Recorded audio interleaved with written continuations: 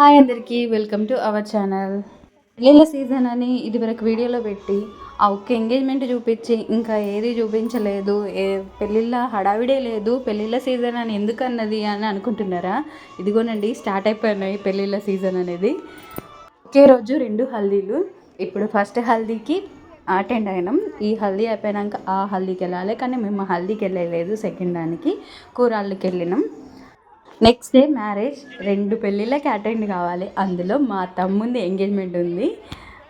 అది చూసుకొని తర్వాత మ్యారేజ్కి వెళ్ళి చూసుకునేసరికి ఈవినింగ్ అయిపోయింది.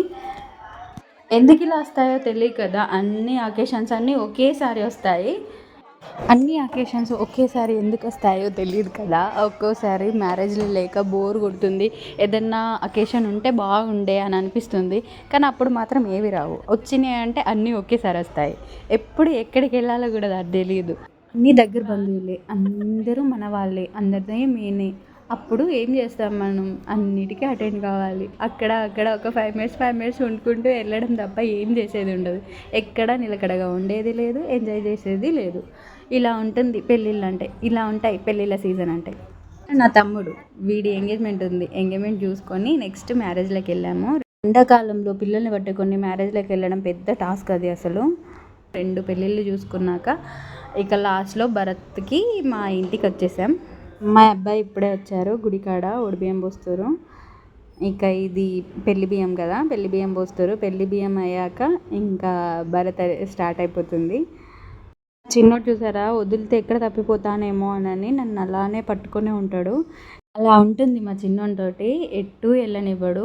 ఎక్కడికన్నా బయటికి వెళ్ళామంటే నన్ను మాత్రం వదలడు. ఒక సెకండ్ వదిలితే నేను ఎక్కడ మాయమైపోతానని అనుకుంటాడేమో, అస్సలకే వదలడు. ఇక్కడ ఓడిబియ్యం పోయిస్తలేడని చెప్పి అక్క పక్కకు తీసుకెళ్ళింది. నేను వానికి కనిపించట్లేదు. నేను కనిపించేసరికి ఎలా ఉరికొస్తున్నాడు చూడండి. మధ్యలో వాళ్ళ అక్క పట్టుకుంటే ఏడుస్తుండు. నేనే ఎత్తుకోవాలి, నేనే తిప్పాలి. ఇట్లా బయటికి ఎక్కడికన్నా వెళ్ళినామంటే వాళ్ళ నాన్న దగ్గరికి కూడా వెళ్ళాడు. రా అంటే ఒక్క సెకండ్ వెళ్తాడు, కానీ చూపులన్నీ నా మీదనే ఉంటాయి, ఎటన్నా వెళ్ళిపోతానేమో అని. వాడిని వదిలేసి ఎక్కడికి వెళ్తాను? మా అంటే డ్యాన్స్ చేస్తా కావచ్చు, అంతే కదా. వానికి మాత్రం అది అర్థం కాదు. నేను వదిలేసి వెళ్ళిపోతానేమో అన్న ఫీలింగ్లో అసలు వదిలేడు నన్ను. వాడికేమనిపిస్తుందో ఆ వైబ్ చూస్తుంటే, భయం అవుతుందో లేకపోతే ఏమనిపిస్తుందో కానీ అస్సలకే వదలడు నన్ను. మళ్ళా ఏడుస్తూనే ఉంటాడా? కాదు, నన్ను పక్కకుంటే మంచిగా ఎంజాయ్ చేస్తూనే ఉంటాడు. అంటే డ్యాన్స్ చేయడం, ఎగరడం, దుంకడం అంతా బాగానే ఉంటుంది, కానీ నన్ను వదలడు అంతే.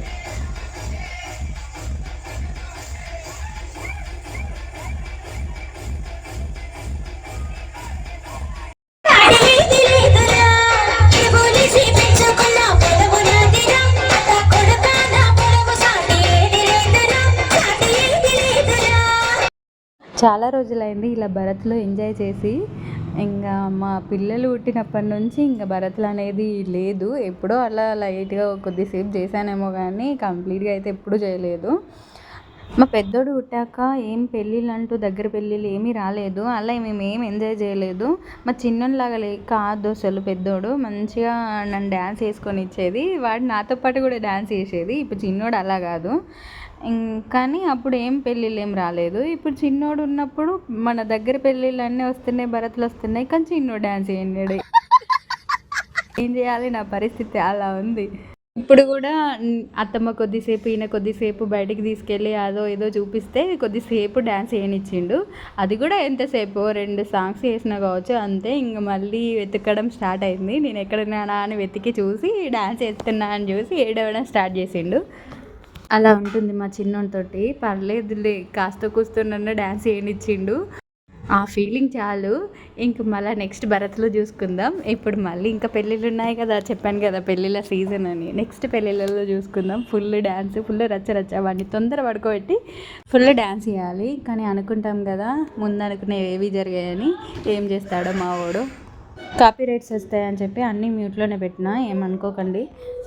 ఈ వీడియోలని షార్ట్స్లో పెడతాను, చూడండి. ఏమో యూట్యూబ్లో అంటున్నారు కాపీరైట్స్ వస్తే మానిటైజేషన్ కాదు అని.